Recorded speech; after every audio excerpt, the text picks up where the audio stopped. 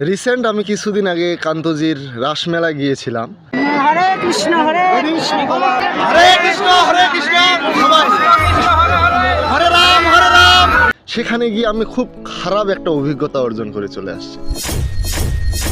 খারাপ অভিজ্ঞতা বলতে কান্তজি মন্দিরে অনেকে প্রণামী দেয় ভগবানের উদ্দেশ্যে, জগন্নাথের উদ্দেশ্যে প্রণামী দেয়। প্রণামী বলতে টাকা, 10 টাকা 20 টাকা 100 টাকা 500 টাকা, যে যতটুকু পারে ভগবানকে দেয় নিজের মনের আশা, নিজের মনোবাঞ্ছা পূরণের উদ্দেশ্যে, লক্ষ্যে, যে ভগবান তুমি আমার এই আশাটা পূরণ করে দিও।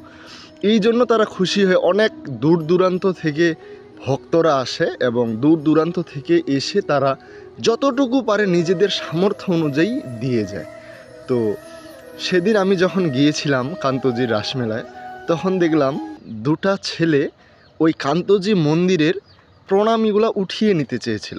তারা নিয়ে নেবে এবং মারে দিবে আর কি টাকাগুলা।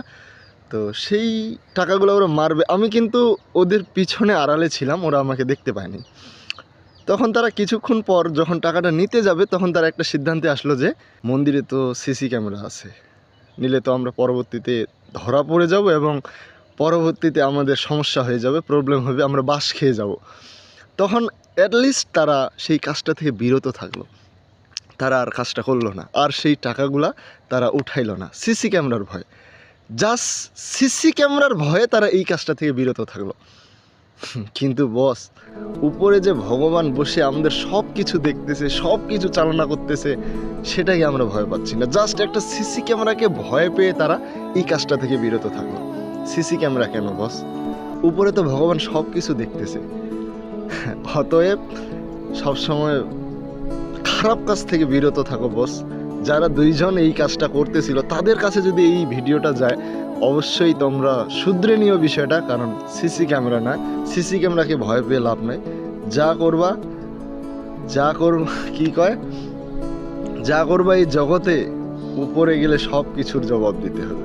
অতএব এমন কিছু কাজ করিও না যার জন্য তোমার পরকালটা অশান্তিকর, খুবই খারাপ কাটে। ভগবানকে, তোমার উপরওয়ালাকে মানো এবং কোনো সিসি ক্যামেরা না, উপরওয়ালাকে ভয় করো, তাহলেই তুমি লাইফে গেইন করতে পারবা, কিছু অ্যাচিভ করতে পারো। তো আমি সেদিন এই খারাপ অভিজ্ঞতাটার সম্মুখীন হয়েছিলাম, নিজের চোখে দেখেছিলাম। তো এগুলা কাজ করা উচিত না। উপরওয়ালার প্রতি ভরসা রাখুন, আশা করি ভালো কিছু হবে।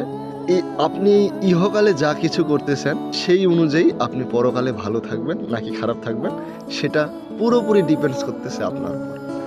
তো যাই হোক, সেই পর্যন্ত সবাই খুব ভালো থাকুন, সুস্থ থাকুন। ধন্যবাদ।